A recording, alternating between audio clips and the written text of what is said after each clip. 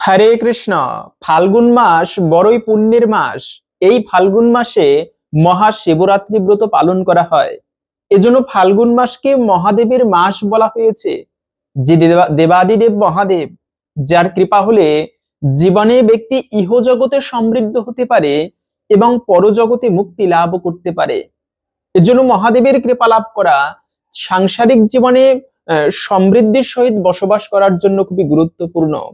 যারা সংসার জীবনে সুখী হতে চায়, সমৃদ্ধ হতে চায়, আপনারা ভক্তি ভরে মহাদেবের পুজো করতে পারেন। বিশেষত এই ফাল্গুন মাসটি বিশেষভাবে মহাদেবের মাস বলা হয়েছে। এবং এই ফাল্গুন মাসের আমরা তো জানি এক একটা বার এক একটা দেবতা বা দেবীদের জন্য উৎসর্গীকৃত। যেমন সোমবার হচ্ছে মহাদেবের দিন। আর মহাদেবের কৃপা লাভ করার জন্য যদি কোনো ভক্ত সোমবারে ভক্তি ভরে ব্রত পুজো করতে পারে মহাদেবের, এর ফলে তার জীবনে মহাদেবের কৃপায় সমস্ত অশুভ কেটে যায় এবং সমৃদ্ধি লাভ হয়। তাই আজকের এই পর্বে আমরা জানবো এই সোমবারের মাহাত্ম্য কথা, কোন কাজ করা অত্যন্ত শুভ, বিশেষ করে তেমন কিছু না করতে পারলেও সোমবার দিনে বাড়িতে যে জিনিসটি নিয়ে আসলে সৌভাগ্য লাভ হবে, আজকের এই পর্বে আমরা সেই প্রসঙ্গেও জেনে নিব। আশা করছি আজকের এই তথ্যগুলো আপনাকে অবশ্যই সমৃদ্ধ করবে এবং ভালো লেগে থাকলে একটি লাইক করে কমেন্টে জয় শ্রী মহাদেবের জয় একবার হলেও লিখে যাবার অনুরোধ জানাচ্ছি। দেবাদিদেব মহাদেব, যার উপরে শ্রেষ্ঠ কোনো দেবতা নেই, এজন্য সমস্ত দেবতার ঊর্ধ্বে যার স্থান, না ভগবান না জীব, তাই তাকে বলা হয় শিব। মানে তিনি ভগবানও নয়, আবার সাধারণ কোনো জীবও নয়। সাধারণ কোনো দেবতা বা দেবীদের সঙ্গে মহাদেবের তুলনা, মা পার্বতীর তুলনা করা উচিত নয়। মহাদেব হচ্ছে সংহারকর্তা, যার প্রলয়ের নৃত্য যখন করে মহাদেব, সমস্ত পৃথিবী তখন ধ্বংস হয়ে যায়। এজন্য মহাদেবকে বলা হয় সংহারকর্তা। আর সেই দেবাদিদেব মহাদেব, তিনি একদিকে যেমন ভয়ানক প্রচন্ড রুদ্রমূর্তি ধারণ করে, অপরদিকে তিনি সব থেকে করুণাময় অবতার। কর্পূর গৌরম করুণাবতারম, করুণার অবতার হচ্ছে মহাদেব। যে কারণে মহাদেবের একটা নাম হচ্ছে আশুতোষ। মানে আপনি শত অপরাধ করেও যদি ভক্তি ভরে মহাদেবের পুজো করতে পারেন, তবে মহাদেব এতটা প্রসন্ন হয়, সেই ভক্তের মন অভিলাষ পূর্ণ করে দেয়। এজন্য মহাদেবকে আশুতোষ বলা হয়, মানে যিনি অল্পতেই সন্তুষ্ট হয়ে থাকে। আর সেই মহাদেবের কৃপা লাভের জন্য অনেক প্রকার ব্রত রয়েছে। তবে তার মধ্যে একটা শ্রেষ্ঠ ব্রত হচ্ছে শিব চতুর্দশী ব্রত, যাকে আমরা মহাশিবরাত্রি বলে জানি। এই শিবরাত্রি ব্রতের অনেক মাহাত্ম্য কথাই আমরা জানি, যা শেষ হয়েছে কয়েকদিন আগে। তো মূলত সেই শিবরাত্রি ব্রত এই ফাল্গুন মাসেই কিন্তু পড়ে থাকে। সেই সঙ্গে এই সোমবার কেন এত মাহাত্ম্যপূর্ণ? সোমবারেরও আলাদা মাহাত্ম্য রয়েছে। যেমন এই যে মার্কণ্ডেয় ঋষি, তাদের বাবা মায়ের কোনো সন্তান হতো না, শিব পুজো করলে আর কি হয়? যদি জীবনীতে অকাল মৃত্যু থাকে, সাড়ে সাতি দোষ থাকে, শনির দশা থাকে, সেই সমস্ত গ্রহদোষ উপদ্রব পর্যন্ত নাশ হয় যদি কোনো ভক্ত ভক্তি ভরে মহাদেবের পুজো করতে পারে। গ্রহদোষ আদি নাশ হয়ে থাকে এই মহাদেবের পুজো করার ফলে। এজন্য মহাদেবের পুজো জগতে অত্যন্ত কিন্তু মহিমাপূর্ণ। আর সেই গ্রহদোষ দূর করার জন্য আপনারা প্রত্যেকেই ভক্তি ভরে মহাদেবের পুজো করতে পারেন। যে এমনকি যদি অপুত্র হয়ে থাকে, তবে অপুত্রা লাভতে পুত্রাম, অপুত্র হলে তারা পুত্র সন্তান প্রাপ্ত করে। এমনই এক কাহিনী পাওয়া যায় যে একজন ব্রাহ্মণ ছিল মুরুদপতি, মানে স্ত্রীর নাম ছিল মুরুদপতি এবং তার স্বামী একজন মুনি। ব্রাহ্মণ, তাদের কোনো সন্তান হতো না, কিন্তু প্রতি সোমবার তারা ভক্তি ভরে মহাদেবের পুজো পাঠ করে প্রার্থনা করত, হে মহাদেব, তোমার কৃপায় যেন আমরা একটা দিব্য পুত্র সন্তান প্রাপ্ত করতে পারি। এত পুজো করার ফলে মহাদেবের কৃপা দৃষ্টি হলো। মহাদেব একদিন স্বপ্নে দেখালো যে ব্রাহ্মণ, তোমার একটা সন্তান হবে বটে, কিন্তু তিনি 12 বছর পরে মারা যাবে। ঠিক আছে, ব্রাহ্মণ খুশি যে আমার একটা পুত্র সন্তান তো হবে। তো এরপরে সেই সন্তানটা 12 বছর বয়সে মারা যাবে, এজন্য বাবা অত্যন্ত দুঃখী। স্ত্রীকে জানায়নি সে কথা। যথাযথ সময়ে উপযুক্ত সময়ে মহাদেবের কৃপায় একটা দিব্য পুত্র সন্তান প্রাপ্ত করলো। এরপরে ছেলেটা 6 বছর হতেই বাবা তাকে মানে গুরুকুলে পাঠালো, যে নিয়ম রয়েছে গুরুকুলে বিদ্যা অধ্যয়নের জন্য আগেকার দিনের কথা গুরুকুলে পাঠিয়েছে। মামার সাথে এই ছোট্ট পুত্রকে গুরুকুলে পাঠিয়ে দিয়েছে। যাত্রাপথে আগেকার দিনের কথা, গুরুকুলে যাত্রাপথে তখন 6 বছর নয়, তখন হচ্ছে 8-10 বছরের মতো বয়স হয়েছে এই ব্রাহ্মণ পুত্রের। তো এভাবে করে যাচ্ছিল, যাত্রাপথে একটা বাড়িতে বিবাহ হচ্ছিল, জমিদারের বাড়িতে। ওই জমিদারের বাড়িতে বিবাহ হচ্ছিল। ওই জমিদারের মানে জমিদার ছিল একটু লোভী। তিনি রাজপুত্রের সাথে এই জমিদারের কন্যার বিবাহ দিচ্ছিল, কিন্তু রাজপুত্রের চোখ ছিল অন্ধ বা কানা। তো ঠিক আছে, যে রাজপুত্রের বিবাহ হচ্ছিল ওই রাজপুত্রের চোখ কানা, এজন্য ওই রাজপুত্রকে যদি দেখে এই কন্যা বিবাহ করবে না। তাই সেই রাজপুত্রের মতোই দেখতে ছিল এই ব্রাহ্মণ পুত্র। ওকে কি করেছে, রাজা ধরে নিয়ে গিয়েছে, গিয়ে বলে দেখো তুমি আজকে বর সেজে যাবে, একটা মেয়েকে বিবাহ করে এনে দিবে, আমরা তোমাকে যথাযোগ্য উপহারাদি প্রদান করব। যদিও বা রাজি হয়নি, কিন্তু ভয়ে মামা রাজি হতে বাধ্য হলো, রাজার ভয়ে। ঠিক আছে, এরপরে ওই রাজপুত্রকে মানে কানা যে পুত্র, আসল রাজপুত্রকে বর না সাজিয়ে এই ব্রাহ্মণ পুত্রকে বর সাজিয়ে তারা নিয়ে গেল বিবাহের পিড়িতে। এবারে বিবাহ করা হলো, কিন্তু এই মানে ব্রাহ্মণ পুত্রের বুদ্ধি ছিল। ও কি করেছে, সেই জমিদারের কন্যার আঁচলে লিখে দিয়েছে যে দেখো আমি আসল মানে তোমার বর নই, তোমার যে আসল বর যার বিবাহ হওয়ার কথা ছিল যার সাথে, তিনি হচ্ছে কানা, তার বদলে আমাকে এনেছে যাতে তুমি বিবাহ করে তাদের বাড়িতে যাও। তো এই কথা যখন কন্যা জানতে পেরেছে, তিনি তার বাবাকে জানালো। বাবা আর মেয়েকে বিদায় দিল না, বরযাত্রীদের বিদায় দিয়ে দিল। এই মেয়েকে বলে গেল দেখো যদি তুমি আমার সাথে যেতে চাও তবে আমি গুরুকুলে যাচ্ছি বিদ্যা অধ্যয়নের জন্য, ফিরে আসবো, যদি তুমি থাকো তাহলে তোমাকে নিয়ে যাব। ঠিক আছে, মেয়ে অপেক্ষা করে আছে। আগের দিনে পতিব্রতা ছিল বেশি, এখনকার মতো মানে অন্যদিকে নজর দিত না মেয়েরা ওই সময়ে। তো ওই সময়ের কথা, ওই মেয়েটা স্বামীর জন্য অপেক্ষা করেছিল, যার সাথে বিবাহ হয়েছে তার সাথেই আমি যাব। বাবাও মেয়েকে বিদায় দিল না। এদিকে গুরুকুলে বিদ্যা অধ্যয়ন করতে করতে 12 বছর সম্পন্ন হলো।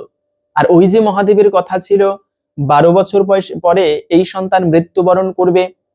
ওদিকে বাবা মা তারাও প্রতি সোমবার ভক্তি ভরে পুজো করত, যাতে আমার ছেলেটার 12 বছর বয়সে মৃত্যু না হয়। এরপরে যথাযথ সময়ে গিয়ে এই সন্তানটা 12 বছর সময়ে গিয়ে একদিন মামা যজ্ঞ করতেছিল, ওই সময়ে সন্তানের বমি শুরু হলো, রক্ত বমি। বমি শুরু হতে হতে বলে মামা আমি একটু বিশ্রাম নিচ্ছি, তুমি যজ্ঞ করো। মামাও যজ্ঞ সম্পাদন করে উঠতে পারছে না, শেষ না হলে ঠাকুর পুজো করতে বসলে, যজ্ঞ করতে বসলে সম্পন্ন না হলে উঠতে নেই। শেষে মামা যজ্ঞ আদি করিয়ে গিয়ে দেখে ভাগিনা মৃত্যুবরণ করেছে। সে কি চিৎকার! একটা মাত্র তার ভাগিনা ছিল, তার বোনের একটা মাত্র পুত্র ছিল, সে আজকে দেহত্যাগ করলো। মহাদেবের ভক্ত ছিল, প্রচন্ড কান্না করতে লাগলো, মহাদেব কি অপরাধ করলাম আজকে আমরা, যে কারণে তুমি এই সন্তানকে নিয়ে নিলে, ফিরিয়ে দাও এই সন্তানকে। মা পার্বতী ক্রন্দন দেখে আর সহ্য করতে না পেরে মহাদেবকে বলল, প্রভু এত তোমার ভক্তি করে, প্রতি সোমবার ব্রত পুজো করে, তুমি এই প্রাণ ফিরিয়ে দাও এবং আশীর্বাদ করো যেন এই দীর্ঘজীবী হয়, তোমার কৃপায় জগতে সমৃদ্ধ হতে পারে। শুধুমাত্র এই ব্রত পুজো করার ফলে মহাদেব ওই পুত্রকে আবার জীবিত করলো। শুধু জীবিত নয়, আসার সময় ওই জমিদারের কন্যার সাথে দেখা, জমিদার অনেক উপহারাদি প্রদান করে, রাজার মতো উপহারাদি দিয়ে এই কন্যাকে এবং জামাইকে বিদায় দিল। এদিকে বাবা মা বাড়িতে অপেক্ষা করে আছে, যদি শুনে সন্তান মৃত্যুবরণ করেছে তবে তারাও মারা যাবে। কিন্তু এসে দেখে সন্তান সুন্দর পুত্রবধূ নিয়ে এসেছে, সংসারে আর আনন্দে ধরে না। তারাও এরপর থেকে প্রতি সোমবার ভক্তি ভরে পুজো করতে লাগলো, সমৃদ্ধির সহিত তারা বসবাস করতে লাগলো। এ হচ্ছে বিষয়। এজন্য মহাদেবের পুজো করলে জীবনে ভাগ্যহীন তারা ভাগ্য লাভ করে, পুত্রহীন পুত্র সন্তান প্রাপ্ত করে, জীবনের সমস্ত অশুভ কেটে যায় এবং সমৃদ্ধি পর্যন্ত লাভ হয়ে থাকে শুধুমাত্র ভক্তি ভরে এই মহাদেবের পুজো করার ফলে। তো বিশেষত এই সোমবারে আর একটা বিষয় হচ্ছে, পুজো করতে গিয়ে মনে রাখবে সোমবারে আর একটা কাজ করা উচিত নয়, তা হচ্ছে বিল্লপত্র কিন্তু সোমবারে চয়ন করতে নেই। বিল্লপত্র আদি কখনো, এই যে আমরা শিব পুজোর জন্য যেমন তুলসী পত্র বিষ্ণু পুজো ছাড়া, বিষ্ণু পুজো তুলসী পত্র ছাড়া হয় না, তেমনি শিবের পুজো বিল্লপত্র ছাড়া কিন্তু হয় না। বেলপাতা লাগবেই শিবের পুজোয়, মহাদেবের অত্যন্ত প্রিয়। কিন্তু সোমবারে সেই বেলপত্র চয়ন করতে নেই। আবার বেলপাতা কি বাসি হয়? না, বিল্লপত্র বাসি হয় না। আপনারা আগের দিনে চয়ন করে রাখতে পারেন বিল্লপত্র। এভাবে করে আপনারা বেলপাতা আগের দিনে চয়ন করে রাখতে হয়। আবার বেলপাতা পাড়তে গিয়ে বাঁশ দিয়ে পিটিয়ে পিটিয়ে বেলপাতা পারি না। একটা ভক্তি ভরে এই পত্র দিয়ে মহাদেবের পুজো হবে সেরকম ভক্তি জ্ঞানে তারপরে বিল্লপত্র চয়ন করতে হয়। এভাবে করে বেলপাতা আদি চয়ন করে মহাদেবের পুজো করতে পারেন। আর একটা বিষয় হচ্ছে, মহাদেবের পুজো করতেও না পারলেও আপনারা এই সোমবারে ত্রয়ম্বক মন্ত্র জপ করতে পারেন। মহাদেবের কৃপা লাভের জন্য একটা শ্রেষ্ঠ উপায় হচ্ছে মন্ত্র জপ করা। এটা হচ্ছে সব থেকে একটি শ্রেষ্ঠ উপায়। যদি কোনো ব্যক্তি ঠিকভাবে পুজো করতে নাও পারে, কিন্তু ভক্তি ভরে মহাদেবের মন্ত্র জপ করতে পারে বিশেষভাবে, তাতেও তিনি মহাদেবের বিশেষ কৃপা লাভ করতে পারে। যেন মহাদেবের কৃপা লাভের জন্য সর্বশ্রেষ্ঠ উপায় হচ্ছে মন্ত্র জপ করা। রাবণ পর্যন্ত তিনি মহাদেবের সাধনা করত, যে কারণে রাবণ এত প্রসিদ্ধ হয়েছিল জগতে। আপনারা সেজন্য এই মহাদেবের ত্রয়ম্বক মন্ত্র অথবা ওম নমঃ শিবায়, এই মন্ত্র আপনারা ভক্তি ভরে জপ করতে পারেন প্রতি সোমবারে অন্তত পক্ষে 108 বার। যদি জপ করেন আপনি নিজেই এর শক্তি উপলব্ধি করতে পারবেন। মানে যদি কোনো গ্রহদোষ থাকে, শুধু এই মন্ত্র জপের মাধ্যমেও তাও কিন্তু কেটে যায় এবং দূরীভূত হয়। সেই সঙ্গে এই সোমবারে আর একটা কাজ হচ্ছে অত্যন্ত শুভ, আপনারা দান করতে পারেন। দানে দ্রব্যেন শুদ্ধতি, গরিব দুঃখীদের মহাদেবের কৃপা লাভের উদ্দেশ্যে আপনারা এই সোমবার দিনে গরিব দুঃখীদের বিভিন্ন বস্ত্র আদি দান করতে পারেন। এর ফলেও মহাদেবের কৃপা লাভ হয়। যেমন দান করা, গরিব দুঃখীদের দান করা, এটা অত্যন্ত শুভ। যে কারণে স্বামী বিবেকানন্দ বলেছেন, বহুরূপে সম্মুখে ছাড়ি কোথা খুঁজিছ ঈশ্বর, জীবে প্রেম করে যেই জন সেই জন সেবিছে ঈশ্বর। শুধুমাত্র জগৎজীবকে ভালোবাসার মাধ্যমেও, সেবা করার মাধ্যমেও ইষ্টদেবের কৃপা লাভ করা যায়, যার প্রমাণ ছিল হরিশ্চন্দ্র রাজা দানের কারণে এতটা প্রসিদ্ধ হয়ে রয়েছেন। তাই আপনারা এই সোমবার দিন শুধু নয়, গরিব দুঃখী দেখলে আপনার সাধ্য মতো, বেশি দিতে হবে তেমন নয়, আপনার সাধ্য মতো দান করতে পারেন। এর ফলে ওই কোমল হৃদয়ের মাধ্যমে, এই দানের মাধ্যমেও মহাদেবের বিশেষভাবে কৃপা লাভ করা যায়।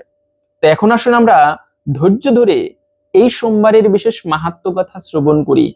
যারা এই সোমবারে ব্রত করবে, পুজো করবে, তারা কি ফল প্রাপ্ত করতে পারে। এরপরে আমরা ভিডিওর মূল প্রসঙ্গ জেনে নিচ্ছি। এই সোমবারে আপনি ব্রত করতে না পারলেও ভক্তি ভরে, আজকে তো সোমবার নয়, সোমবার হচ্ছে আগামীকালকে, তো যারা এই সোমবারে ব্রত করতে নাও পারবেন, তারাও অন্তত পক্ষে ভক্তি ভরে আপনারা ব্রত মাহাত্ম্য কথা শ্রবণ করতে পারেন। এর ফলে অনেকাংশেই এই ব্রতের ফল প্রাপ্ত করা যায়। তাই আমরা এই সোমবারের ব্রত কথা জেনে নিচ্ছি। এরপরে ভিডিওর মূল প্রসঙ্গ, এই দিনে বাড়িতে কি নিয়ে আসবেন এতে সৌভাগ্য লাভ হবে, সেই প্রসঙ্গেও জেনে নিব। শুরু করছি সোমবারের ব্রত কথা। একদা আর্যাবর্তে চিত্রবর্মা নামে এক রাজা বাস করতেন। তিনি ধার্মিক ও পুণ্যবান ছিলেন এবং পাপীদের কাছে যম স্বরূপ ছিলেন। একদা তার স্ত্রী এক বরাননা কন্যা সন্তানের জন্ম দেন, নাম দেন সীমন্তিনী। তবে সেই কন্যার জন্মকুণ্ডলিতে মাত্র 14 বছর বয়সেই বৈধব্য লাভের ভবিতব্য করা ছিল। একথা দ্বিজ সমূহের থেকে শুনে রাজার মন ভারী হয়ে যায়। কালক্রমে যখন সেই কন্যা বড় হয়, তখন সেও তার ভাবী বৈধব্যের কথা শুনে ব্যাকুল হয়ে ওঠেন এবং যাজ্ঞবল্ক্য মুনির স্ত্রী মৈত্রেয়ী দেবীর শরণাপন্ন হন। তিনি কন্যাকে ভব ভবানী অর্থাৎ হরগৌরীর পূজার পরামর্শ দেন। তিনি কন্যা রাজকন্যা সীমন্তিনীকে আরো বলেন, উপোস করে, স্নান করে, বিরজাস্বরে এক মনে প্রতি সোমবার শিব সেবার আরাধনা করতে। এরপরে সেই কন্যা ঠিক তেমন ভাবে সবকিছু পালন করতে শুরু করলেন। অতঃপর সীমন্তিনীর বিবাহ মহারাজ নলের বংশধর চন্দ্রাঙ্গদের সাথে সম্পন্ন হয়। এরপর একদিন বৈধব্য অনুযায়ী দৈববশত কালিন্দী নদীতে নৌকাডুবিতে চন্দ্রাঙ্গদ জলে তলিয়ে যান। সতী সীমন্তিনী এত কিছুর পরেও সোমবার ব্রত পরিত্যাগ করেননি। এভাবে 3 বছর কেটে গেল। অন্যদিকে চন্দ্রাঙ্গদের বৃদ্ধ পিতা ইন্দ্রসেন শত্রুদের আক্রমণের ফলে সিংহাসনচ্যুত এবং কারারুদ্ধ হলেন। এরপরে শুরু হলো আসল ঘটনা। জলে নিমজ্জিত সেই রাজপুত্রের মৃত্যু হয়নি, বরং সে চলে যায় পাতাল দেশের নাগলোকের দিকে। এরপর তাকে নাগকন্যারা নিয়ে যায় নাগরাজ তক্ষকের কাছে। নাগরাজ তাকে তার পরিচয় জিজ্ঞাসা করলে সে নিজেকে নিষদ দেশের মহারাজ নলের বংশধর চন্দ্রাঙ্গদ নামে পরিচয় দেন এবং সর্বোপরি নিজেকে একজন শিবভক্ত হিসেবে পরিচয় দিয়ে অতীতের ঘটনা সকল ব্যক্ত করেন। তার মুখ থেকে শিব মাহাত্ম্য এবং শিবতত্ত্ব সহ সকল বিবরণ শুনে নাগরাজ তক্ষক অতীব প্রসন্ন হন এবং চিত্রাঙ্গদের অনুরোধে তাকে যথাসম্ভব উপহার আদি এবং বাহন হিসেবে কামগামী অশ্ব প্রদান করে তাকে ভূলোকের উদ্দেশ্যে প্রেরণ করেন। ভূলোকে এসে চিত্রাঙ্গদ প্রথমেই নদীর তটে স্নান করতে আসা শোককাতর মলিন চেহারাদারী তার স্ত্রী সীমন্তিনীকে দেখতে পান, কিন্তু নিজ পত্নীকে এই অবস্থায় দেখে তিনি চিনতে পারেননি এবং তিনি সেই কন্যার পরিচয় জিজ্ঞাসা করেন। প্রত্যুত্তরে রাজকন্যার সখীরা তার বৈধব্য শোক ও পতিবিরহে বিহ্বলতার কথা কুমারকে শ্রবণ করানোর পর রাজকুমার নিজেও নিজ প্রেয়সীর এহেন অবস্থার কথা শুনে দুঃখিত হন এবং রাজকন্যাকে বলেন তার প্রতি শীঘ্রই তার নিকট ফিরে আসবে। এই কথা বলে তিনি নিজের রাজ্যে পৌঁছে নিজ মাতা পিতা ও মাতৃভূমিকে শত্রুর হাত থেকে মুক্ত করতে অতি সত্বর গমন করেন। তার আগমনের এবং রাজকুমারের সাথে নাগরাজ তক্ষকের সুসম্পর্কের কথা শুনে ভয়ে শত্রুগণ তার মাতা পিতাকে ও সিংহাসনকে মুক্ত করে দেন। রাজা তার হারানো পুত্রকে পুনরায় ফিরে পেয়ে আপ্লুত হয়ে পড়েন এবং তারা সকলে উপলব্ধি করলেন যে এই অলৌকিক ঘটনার আড়ালে রয়েছে একজন সতী নারীর চরম শিবভক্তি। চন্দ্রাঙ্গদের স্ত্রী প্রতি সোমবার নিত্য শিবশিবার আরাধনার জন্যই এমন অলৌকিকতা সম্ভব হয়েছে। শীঘ্রই এ সুখবর রাজা চিত্রবর্মা ও রাজকন্যা সীমন্তিনীর নিকট পৌঁছে গেল। তখন চারদিক আনন্দ উৎসবে মুখরিত হয়ে উঠল। এরপর চন্দ্রাঙ্গদ নিজ স্ত্রীকে পুনর্বিবাহ করে নিজ নগরে প্রত্যাবর্তন করেন এবং রাজ সিংহাসনে অভিষিক্ত হন। রাজা ইন্দ্রসেনও রাজকার্য নিজ পুত্রের হাতে সঁপে দিয়ে নিত্য শিবশিবার আরাধনায় লীন হন। এই সোমবার সেই সোমবার ব্রতের ফল তাদের উপর সৌভাগ্যের ন্যায় বর্ষিত হতে লাগলো। এরপর থেকেই সোমবার মহাদেব এবং মা পার্বতীর ব্রত মাহাত্ম্য চতুর্দিকে ছড়িয়ে পড়ল। তো এই ছিল মূলত সোমবারের মহাদেবের আরাধনার ফল। আপনারাও যদি মহাদেবের প্রতি ভক্তি থাকে, জোর করে নয়, যদি মহাদেবের প্রতি তেমন ভক্তি থাকে তবে অবশ্যই আপনারা প্রতি সোমবার মহাদেব এবং মা পার্বতীর পুজো করতে পারেন। কেননা মহাদেব হচ্ছে দেবাদিদেব মহাদেব, বৈষ্ণবানাম যথা শম্ভু, বৈষ্ণবদের মধ্যে প্রধান হচ্ছে শিব। তাই যারা বিষ্ণু পুজো করেন তারাও আপনারা এই মহাদেবের পুজো করতে পারেন। আর এই মহাদেবের কৃপা লাভের জন্য একটা শ্রেষ্ঠ উপায় হচ্ছে মহাদেবেরই স্বজাতি হচ্ছে বৈষ্ণব। সেই বৈষ্ণবদেরকে আপনি এই সোমবারে নয়, শুধু যে কোনো দিন বাড়িতে নিমন্ত্রণ করে আনতে পারেন এবং বাড়িতে বৈষ্ণবের পা, বলা হয়েছে বৈষ্ণব যেখানে অবস্থান করে সেখানে সমস্ত কিছু পবিত্র হয়ে যায়। পরিবারের সৌভাগ্য লাভের জন্য আপনারা এই সোমবারে বৈষ্ণব সেবা দিতে পারেন। আপনার সাধ্যমতো 2 জন বা 5 জন বৈষ্ণব বাড়িতে নিমন্ত্রণ করে এনে উপাদেয় ভগবানের প্রসাদ দিয়ে আপনি তাদেরকে ভোজন করাতে পারেন। এর ফলে মহাদেবের কৃপায় সংসারেও সৌভাগ্য লাভ হয়, জীবনের অমঙ্গল দূরীভূত হবে। ভালো লেগে থাকলে একটি লাইক করে কমেন্টে জয় শ্রী মহাদেবের জয় একবার হলেও লিখে যাবার অনুরোধ জানাচ্ছি। মহাদেবের কৃপায় সকলের জীবনে মঙ্গল হোক এই কামনা করে আজকের ভিডিওটি এখানে সমাপ্ত করছি। হরে কৃষ্ণ।